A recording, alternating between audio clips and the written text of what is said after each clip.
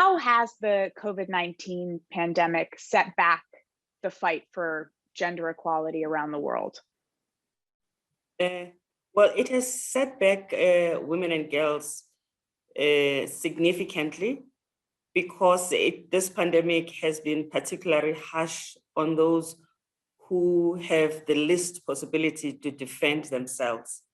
And women and girls fall very firmly in that category. Many people have been pushed into poverty and extreme poverty during this pandemic, but it is disproportionately affecting women. Can you lay out what that means and what the steps might be to regain some of the ground that's been lost? 47 million women have been pushed into extreme poverty. And it's particularly worrying that the women in the ages between 24 and 35 are highest at risk. These are the women who have young children, childbearing age, who have to make choices between uncared paid work and entering the labor market. And in many cases, they opt for caring for the family. And that becomes a step further into poverty.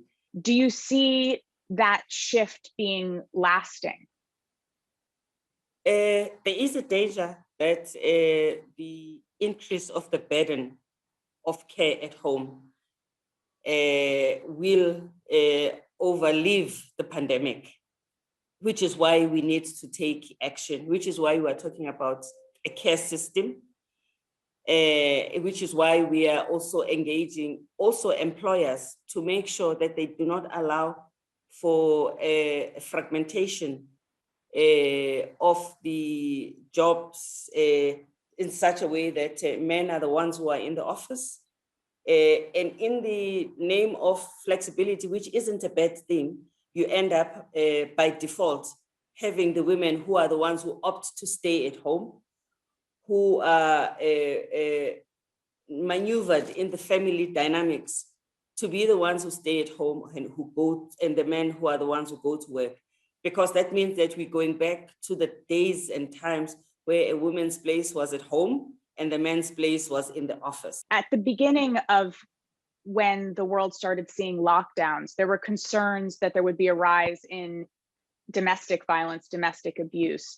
And we are seeing reports of many more predominantly women calling for help to specialist services or to law enforcement. What has the pandemic meant for domestic abuse, and what can and should the global community do to address that?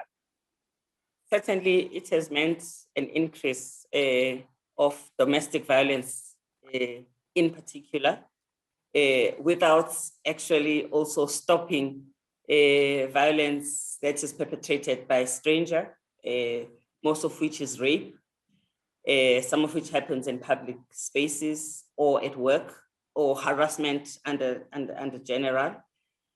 We have issued an urgent call to governments indicating that this is a shadow pandemic that they have to deal with as much vigor as they do the health pandemic. I think what we would just like to emphasize to governments especially, it is important that the fiscal stimulus that they are announcing are gender purposed, that they have a way of targeting women, because it is a significant capital outlay. After this pandemic, many countries will not have a fiscal space for more significant expenditure. If women are missed right now, it's going to take a long time to get the women back. On a personal level, what has it been like for you in your role and as an activist to see what has happened for women and in terms of gender equality this past year? It's been devastating. But of course, as you know, as an activist, you can't be down for too long. It's important to fall, but to fall forwards so that you get up and you take the next step